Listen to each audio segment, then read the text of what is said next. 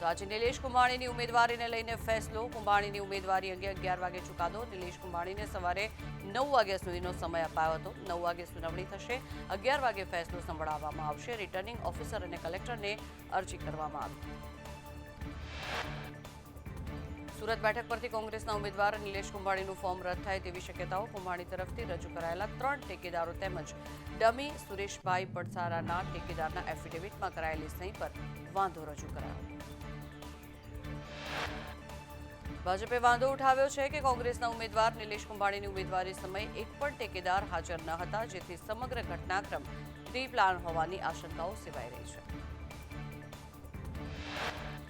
ભાજપ ઉમેદવારના ચૂંટણી એજન્ટે ઠેકેદારોની સહી પર સવાલ ઉઠાવ્યા છે. એફિડેવિટમાં ઠેકેદારોની સહી ખોટી હોવાની ભાજપે વાંધો ઉઠાવ્યો. ફોર્મ રદ થવાની સંભાવનાથી કોંગ્રેસે હાઈકોર્ટમાં જવાની પણ તૈયારી બતાવી.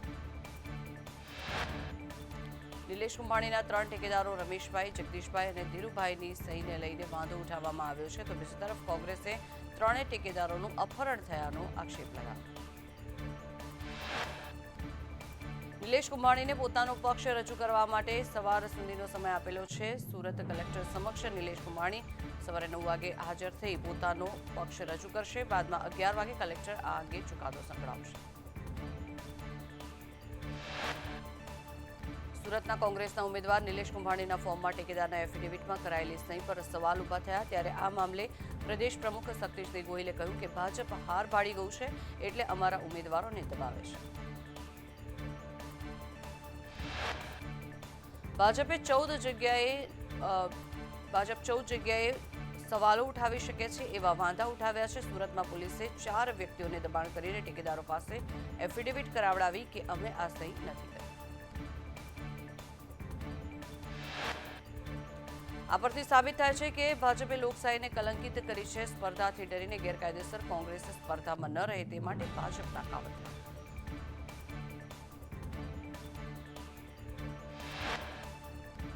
સુરતની રાજકીય સ્થિતિ પર કોંગ્રેસ નેતા દિનેશ કાછડિયાનું કટાક્ષ. દિનેશ કાછડિયાએ ફેસબુક પોસ્ટ મૂકીને જેમાં પૈસાથી વેચાયા હોવાનો આક્ષેપ કર્યો. નિલેશ કુંભાણીને લઈને કોંગ્રેસ પ્રવક્તા મનીષ દોશીની પ્રતિક્રિયા. મનીષ દોશીએ ભાજપ પર આક્ષેપ લગાવ્યા અને કહ્યું કે ભાજપે ધાક ધમકીથી ઠેકેદારોને ડરાવ્યા છે. કોંગ્રેસ ઉમેદવારના ઠેકેદારોને ડરાવાયા છે. ભાવનગરમાં કોંગ્રેસ ઉમેદવારને લઈને ભાજપે વાંધો નોંધાવ્યો. કોંગ્રેસ ઉમેદવાર ઉમેશ મકવાણાના એફિડેવિટ સામે વાંધો ઉઠાવ્યો. સાથે જ વિસંગતતા સહિતના મુદ્દાઓને લઈને અરજી કરવામાં આવી. ભાજપના વાંધા સામે ઉમેશ મકવાણાએ નિવેદન આપ્યું છે કે ભાજપ જીતનો માહોલ જોઈ ગભરાઈ રહી છે. ભાજપ સરકાર તંત્રનો દુરુપયોગ કરે છે. અમરેલીમાં ઉમેદવાર પત્ર ચકાસણીને લઈને વિવાદ. કોંગ્રેસ ઉમેદવાર જેની ઠુમ્મર સામે ભાજપના ઉમેદવારે રઘુકુમારે વાંધો ઉઠાવ્યો છે. ત્યારે કલેક્ટર કચેરીમાં ભાજપ અને કોંગ્રેસની લીગલ ટીમ હાજર રહી. ચૂંટણી પક્ષ સમક્ષ બંને પક્ષોએ દલીલો સાથે રજૂઆત કરી. અપક્ષના ઉમેદવાર અમરદાસ દસાણીએ રૂપાલાના ફોર્મ સામે વાંધો ઉઠાવ્યો. પુરુષોત્તમ રૂપાલાના ફોર્મમાં 32 ભૂલો હોવાનો અમરદાસ દસાણીએ આક્ષેપ કર્યો છે. ₹300ના સ્ટેમ્પને બદલે 50નો સ્ટેમ્પ લગાવવામાં આવ્યો. ભાવનગરમાં ગઠબંધનના ઉમેદવાર ઉમેશ મકવાણાના ફોર્મ સામે ભાજપે વાંધો ઉઠાવ્યો છે. એફિડેવિટમાં વિસંગતતાઓ સહિતના 3 મુદ્દાઓને લઈને વાંધો ઉઠાવતી અરજી કરવામાં આવી. ભાજપના વાંધા સામે ઉમેશ મકવાણાને કલેક્ટરે 24 કલાકમાં જવાબ રજૂ કરવા માટે જણાવ્યું. સમગ્ર મામલે સુનાવણી હાથ ધરવામાં આવશે. ભાવનગર બેઠક માટે કુલ 19 ફોર્મ ભરવામાં આવ્યા. ડીસાના ધારાસભ્ય પ્રવીણ માળીના ગેનીબેન ઠાકોર પર પ્રહાર કરતા કહ્યું કે ગેનીબેન કહે છે કે હું બીપીએલ છું. ગેનીબેન ગરીબ હોવા છતાં ઘણી જગ્યાઓની ખરીદી કરે છે. ગેનીબેનને પ્રજા ઈવીએમ દ્વારા જવાબ આપશે. પ્રવીણ માળીએ કહ્યું કે 2017માં જે મિલકત ધરાવો છો એ જ મિલકતની વર્ષ 2024માં વેલ્યુએશન ડાઉન કરીને બતાવી છે. ચૂંટણીને સાચી રીતે લડવી જોઈએ. આક્ષેપ પ્રત્યાક્ષેપમાં પડવા કરતા પ્રચાર કરવો જોઈએ. પાલનપુરના પૂર્વ મહિલા ધારાસભ્ય રેખા ખાણેશાએ ગેનીબેન પર પ્રહાર કરતા કહ્યું કે કોંગ્રેસના ઉમેદવારે 4 વાર એફિડેવિટ કેમ બદલવું પડ્યું છે. એફિડેવિટમાં અલગ અલગ 40 વીઘા જમીન બતાવવામાં આવી છે. રેખા ખાણેચાએ વધુમાં જણાવ્યું કે દારૂના ધંધામાંથી હપ્તા લઈને સંપત્તિ વસાવી છે. પ્રજાને ગુમરાહ કરવા માટે ગેનીબેન સંપત્તિને છુપાવી રહ્યા છે. ભાજપે પરેશ ધાનાણી સામે આચાર સંહિતા ભંગની ફરિયાદ કરી પાર્ટીનો ખેસ પહેરીને ધાર્મિક સ્થળ પર પ્રચાર કર્યા હોવાનો ઉલ્લેખ જિલ્લા ચૂંટણી અધિકારી સમક્ષ ફરિયાદ કરી છે.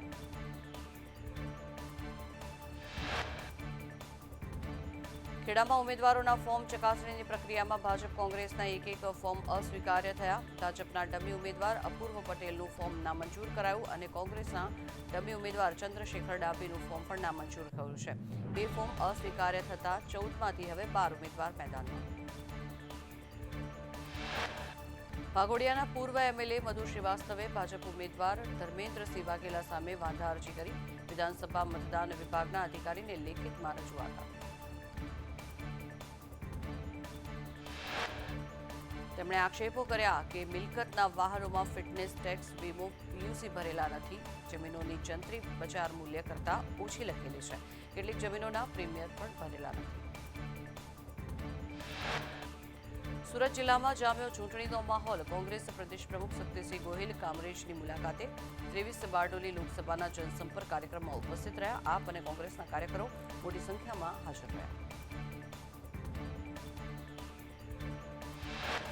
ભાવનગરમાં અપક્ષ ઉમેદવાર મુન્નાભાઈ ચોગઠ કિન્નર સમાજના ધાર્મિક કાર્યક્રમમાં પૈસાનો વરસાદ કર્યો. તેઓએ ડાયરાના સ્ટેજ પર ચડીને પૈસા ઉડાડ્યા. આ કાર્યક્રમમાં ભાજપના મહિલા ઉમેદવાર નીમુબેન બાભણિયા પણ હાજર હતા.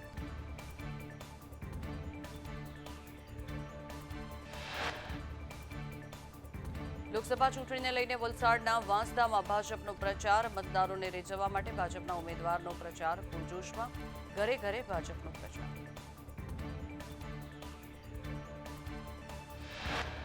નડિયાદના વરિયા પ્રજાપતિવાડી ખાતે દેવી પૂજક સમાજનો સામાજિક સંવાદ કાર્યક્રમ યોજાયો. જિલ્લાના સમસ્ત દેવી પૂજક તળપદા સમાજના લોકો દ્વારા દેવુસિંહ ચૌહાણનું સ્વાગત કરવામાં આવ્યું. દેવુસિંહ ચૌહાણે પોતાના સંબોધનમાં કહ્યું, સમાજમાં આર્થિક સામાજિક સુધારાનું પરિવર્તન થવું જોઈએ. ભાજપના ઉમેદવાર નીમુબેનના સમર્થનમાં કોળી સમાજે સામાજિક સંવાદ કાર્યક્રમનું આયોજન કર્યું. કેબિનેટ મંત્રી કુંવરજી બાવળિયા હાજર રહ્યા. બોટાદ જિલ્લાના કોળી સમાજના આગેવાનો પણ હાજર રહ્યા.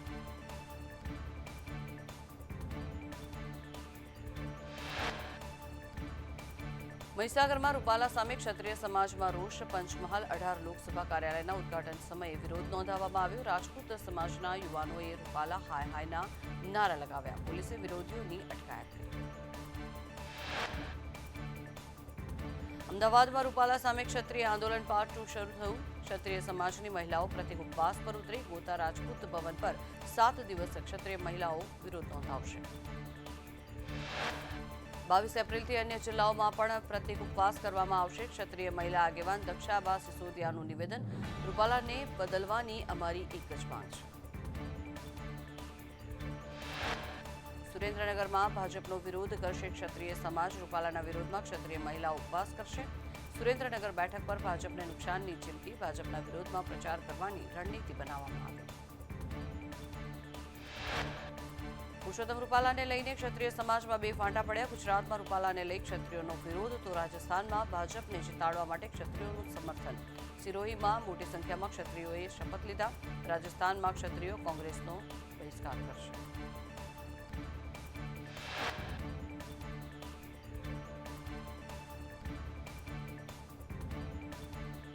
મહારાષ્ટ્રના નાંદેડની જનસભામાં પીએમ મોદીના રાહુલ અને સોનિયા ગાંધી પર પ્રહાર. કહ્યું કે રાહુલ ગાંધી પહેલા અમેઠી છોડીને કેરળના વાયનાડ ગયા. હવે વાયનાડથી પણ હારનો ડર છે. પ્રિન્સ હવે વાયનાડ છોડીને બીજી સુરક્ષિત સીટની શોધમાં છે. નામ લીધા વગર વડાપ્રધાન નરેન્દ્ર મોદીએ સોનિયા ગાંધી પર પ્રહાર કરતા કહ્યું કે કેટલાક લોકસભાની સીટો પર ચૂંટણી લડતા અને જીતતા હતા. આ વખતે તેમને રાજ્યસભામાં પ્રવેશ કરવો પડશે. વધુમાં વડાપ્રધાન નરેન્દ્ર મોદીએ કહ્યું કે કોંગ્રેસની હાલત એવી છે કે તેને ઉમેદવારો પણ નથી મળતા. કોંગ્રેસે હાર સ્વીકારી લીધી છે. અમદાવાદમાં પ્રચાર કરતા કેન્દ્રીય નાણામંત્રી નિર્મલા સીતારમણે રાહુલ ગાંધી પર પ્રહાર કરતા કહ્યું કે કોંગ્રેસ તેના ધ્વજને બચાવી શકી નથી તો દેશને કેવી રીતે બચાવી શકશે. મુસ્લિમ લીગ કોંગ્રેસનો ફ્લેગ છોડીને આવી રહ્યા છે. इंडिया गठबंधन पर केंद्रीय नाણામંત્રીએ પ્રહાર કરતા કહ્યું કે ગઠબંધનમાં ફૂટ પડી ગઈ છે। માત્ર પીએમ મોદીને ટાર્ગેટ કરવા ગઠબંધનની રચના થઈ છે। એક પછી એક રાજ્યમાં મતભેદ બહાર આવી રહ્યા છે। કેરળના તિરુવનંતપુરમમાં કોંગ્રેસ મહાસચિવ પ્રિયંકા ગાંધી વાડ્રાએ રોડ શો યોજ્યો। પ્રિયંકાની રેલીમાં શશી થરૂર પણ હાજર રહ્યા। કોંગ્રેસના સ્થાનિક નેતાઓ પણ જોડાયા તો મોટી સંખ્યામાં કોંગ્રેસના સમર્થકો આ રેલીમાં જોડાયા હતા।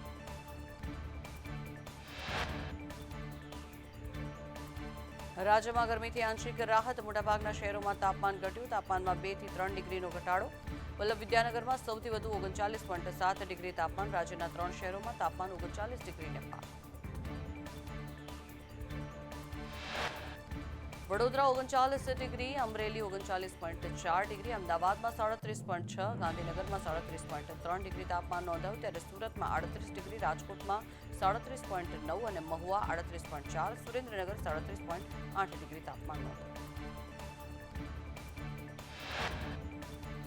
તો રાજ્યમાં અનેક શહેરોમાં તાપમાનનો પારો 40 ડિગ્રીને પાર જતા કાંકરિયા પ્રાણી સંગ્રહાલયમાં વિશેષ વ્યવસ્થા કરવામાં આવી છે। પ્રાણીઓને ગરમીથી રાહત મળે તે માટે વારંવાર પાણીનો છંટકાવ કરવામાં આવી રહ્યો છે। બિહાર અને બિહારના પ્રાણીઓને પણ તાત્કાલિક સારવાર આપવામાં આવી રહી છે। રાજ્યમાં ગરમીના પ્રકોપ સાથે શાકભાજીના ભાવ આસમાને પહોંચ્યા છે। ડુંગળી અને લસણના ભાવ બાદ બટાકાના ભાવમાં પણ વધારો નોંધાયો છે। 20 રૂપિયા કિલો મળતા બટાકા 40 રૂપિયા કિલો થયા છે। ગીર સોમનાથના કોડીનાર તાલુકાના ફાચરિયા ગામની દીકરીએ યુપીએસસીની પરીક્ષા પાસ કરી છે। ગીરના ખેડૂતની પુત્રીએ સિવિલ સર્વિસમાં 506મો રેન્ક મેળવ્યો છે। 4 વર્ષની મહેનત બાદ સફળતા।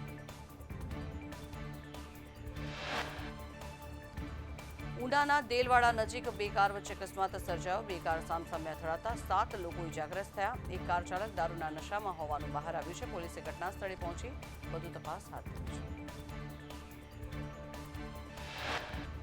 વડોદરા ઇસ્કોન મંદિરમાં થયેલી 20.63 લાખના દાગીનાની ચોરીનો ભેદ ઉકેલાયો। પોલીસે ચોરાયેલા દાગીના ઇસ્કોન મંદિરને પરત કર્યા। પોલીસે ગણતરીના કલાકમાં જ આરોપીને ઝડપી પાડ્યો।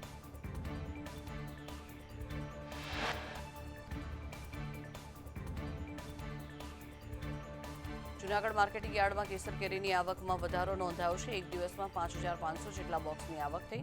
10 કિલોના એક બોક્સના ₹800 થી ₹1200 અને ક્વોલિટી કેરીના ₹800 થી 3000 ભાવ નોંધાયો છે। રાજકોટ સૌરાષ્ટ્ર યુનિવર્સિટીમાં BCA સેમેસ્ટર 4નું પેપર લીક થવાનો મામલો। વિદ્યાર્થી નેતા યુવરાજસિંહ દ્વારા કુલપતિને રજૂઆત કરવામાં આવી છે। સમગ્ર મામલે ન્યાયિક તપાસ થાય તે માટે પુરાવા પણ રજૂ કર્યા છે। કુલપતિ દ્વારા સમગ્ર મામલે ન્યાયિક તપાસની બાંહેધરી આપવામાં આવી છે। સુરતમાં ઇન્સ્ટિટ્યૂટ ઓફ ડિઝાઇન એન્ડ ટેકનોલોજીનું ભોપાળું બહાર આવ્યું છે। આઈડીટીમાં VNSGUની મંજૂરી વિના ડિગ્રી કોર્સ ચાલે છે। VNSGUના મંજૂરી વિના ચાલતા સેન્ટરથી તંત્ર પણ અજાણ છે। પંચમહાલમાં સંદેશ ન્યૂઝના અહેવાલની અસર। ગંભીર છબરડા ધરાવતા સાઇનબોર્ડ બદલવામાં આવ્યા છે। ઘોગંબા કાંટુ મુખ્ય માર્ગ પર ગતિમાં રહો સલામત રહોના સાઇનબોર્ડ મુકાયા હતા। તે હટાવીને હવે વાહન ચાલકોને સાચી જાણકારી આપતા બોર્ડ લગાવવામાં આવ્યા છે। ગઢડા ગોપીનાથ મંદિરની ચૂંટણી। કરોડોની સંપત્તિ ધરાવતા ટ્રસ્ટની સત્તા માટે ચૂંટણી। દેવપક્ષ અને આચાર્ય પક્ષ ચૂંટણીમાં આમને સામને। ટેમ્પલ બોર્ડની 7 બેઠકો માટે ચૂંટણી યોજાશે।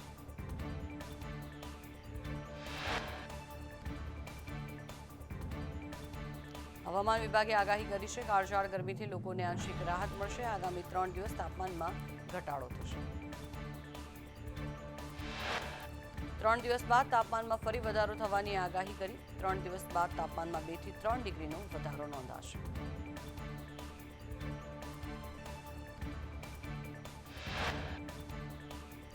કાળઝાળ ગરમીના પ્રકોપમાંથી થોડી રાહત। મોટાભાગના શહેરોમાં તાપમાન 40 ડિગ્રીની નીચે। અમદાવાદમાં પારો 42.2 ડિગ્રીથી ઘટીને 39.5 ડિગ્રી પહોંચ્યો। અમદાવાદમાં ગરમીને લઈને સ્કૂલોને ડીઈઓનો આદેશ। વિદ્યાર્થીઓને વધારાનું શૈક્ષણિક કાર્ય ન કરાવવા માટે સૂચન। આઉટડોર એક્ટિવિટી પણ બંધ કરાવવા માટે આચાર્યોને સૂચન આપવામાં આવ્યા। ક્લાસ દરમિયાન બાળકોને પાણી પીવાની પણ છૂટ આપવી તે પ્રકારની સૂચના અપાઈ છે। હૈદરાબાદમાં મુશળધાર વરસાદ। ભારે વરસાદને લઈને રોડ રસ્તાનો પાણીમાં ગરકાવ। પવન સાથે વરસાદ પડતા વાહન ચાલકોને ભારે હાલાકી.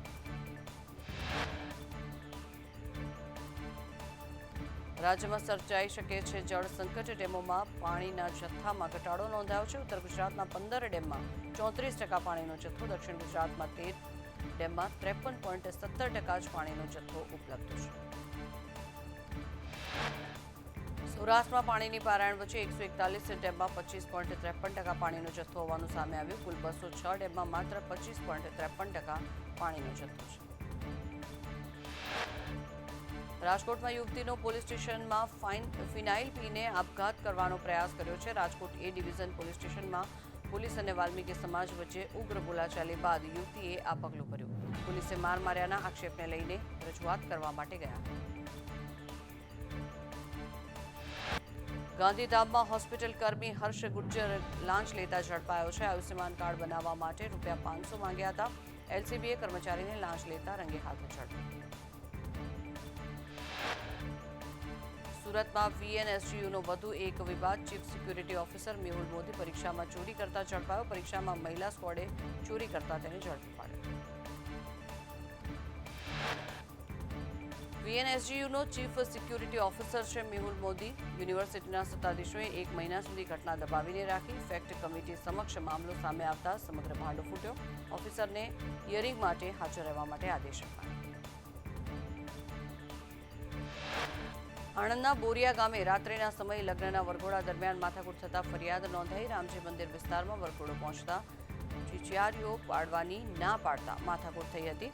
ફરિયાદીને આધારે 11 આરોપી સામે ગુનો નોંધાયો. રાજકોટમાં ક્રિકેટ રમતા રમતા કિશોરનું મોત થયું. 14 વર્ષીય કિશોર ક્રિકેટ રમતી વખતે ઢળી પડ્યો. કિશોરના મૃતદેહને પોસ્ટમોર્ટમ માટે ખસેડવામાં આવ્યો. સુરતમાં ટ્યુશન જતી વખતે લિફ્ટમાં 4 વિદ્યાર્થીઓ ફસાયા. ફાયર વિભાગની ટીમે તમામનું રેસ્ક્યુ કર્યું. વેસુ સ્થિત J9 હાઈ સ્ટ્રીટમાં બન્યો આ બનાવ. વડોદરામાં સમા કેનાલમાં યુવક ડૂબ્યો. નર્મદા કેનાલ પર સોલાર પેનલ સાફ કરતી વખતે સડી ગયેલ પેનલ તૂટી જતા કેનાલમાં ખાબક્યો. છાણી ફાયર બ્રિગેડ દ્વારા યુવકની શોધખોળ હાથ ધરવામાં આવી. ભરૂચના આમોદમાં નર્મદા કેનાલમાં ડૂબતા 1.5 વર્ષના બાળકનું મોત થયું. દાદા સાથે ખેતરમાં ગયેલ બાળક રમતા રમતા કેનાલમાં પડી ગયો. પરિવાર શોકમાં ગરકાવ. ભરૂચ વિલાયત જીઆઈડીસી નજીક પિકઅપ વાન પલટી. અકસ્માતમાં એકનું મોત થયું. અન્ય 10થી વધુ શ્રમિકો ઘાયલ થયા. પિકઅપ વાનની બ્રેક ફેલ થતા કાબુ ગુમાવતા અકસ્માત સર્જાયો.